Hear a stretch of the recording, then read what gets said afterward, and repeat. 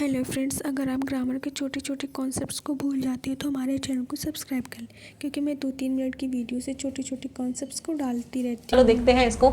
Since the sudden flooding that had begun in the, चलो पहले इसका कॉन्सेप्ट सीखते हैं। कॉन्सेप्ट क्या है इस क्वेश्चन का? इस क्वेश्चन का कॉन्सेप्ट है कि जब भी हम सिंस और फॉर की बात करते हैं, ये किसी टाइम के बारे में बात कर रहे होते हैं। तब से, जब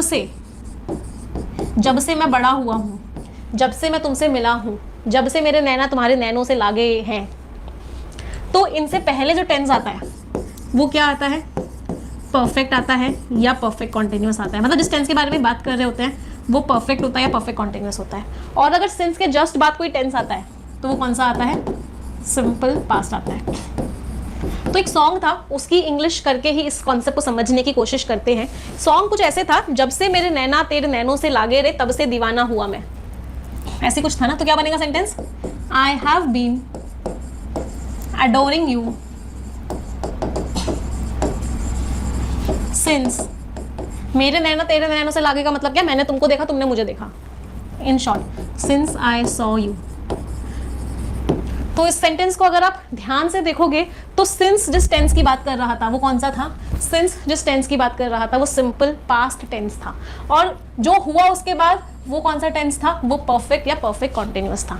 तो यहीं पे कॉन्सेप्ट आता है कि जब भी हम सिंस को टाइम के लिए यूज़ करते हैं या हम बता रहे होते हैं कि तब से ये काम हुआ है, तो हम सिंस के साथ हमेशा सिंपल पास्ट टेंस लगाते हैं, हम कोई और टेंस नहीं लगा सकते। क्या ये कॉन्सेप्ट क्लियर है सभी को? एवरीवन, सभी को कॉन्सेप्ट क्लियर है? चलो मैम ये सब तो सही है, आह जो आता है उस गाने में उसकी इंग्लिश क्या होगी? नहीं, वो आह जो है वो हिंदी की फीलिंग्स है और उसको हम इंग्लिश में कन्वर्ट नहीं कर सकते। तो सिंस द सडन फ्लडिंग, अचानक से जो बाढ़ शुरू हुई, तो हैड बिगन नहीं आएगा, सिंपल पास्ट टेंस आएगा। तो इसका मतलब क्या है? वर्ब की सेकंड फॉर्म आएगी। इसका मतलब यहाँ पे क्या आएगा? बिगैन आएगा।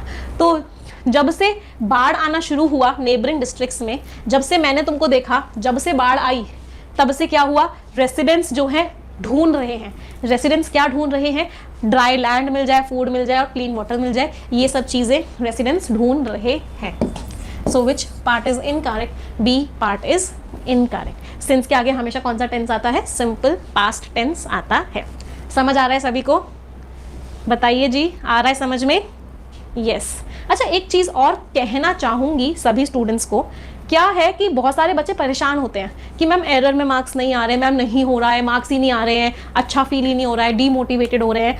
तो एक इंपॉर्टेंट चीज़, अगर आपके कभी मार्क्स कम आए हैं या कोई भी फेलियर आपको ज़िंदगी में मिला है, तो हमेशा इस बात को याद रखना कि जब भी कोई शेर एक लंबी छलांग मारता है तो पहले एक कदम पीछे लेता है और फिर वो छलांग मारता है।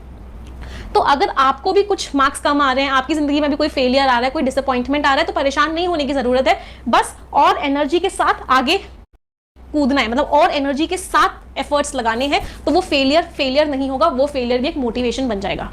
तो बिल्कुल भी परेशान नहीं होना है अगर गलत हो रहे हैं, बस सीखने पे फोकस करो। सीखोगे ऑटोमेटिकली कॉन्सेप्ट्स बार बार रिवाइज होते हुए जाएंगे, मार्क्स अपने आप इंप्रूव हो जाएंगे।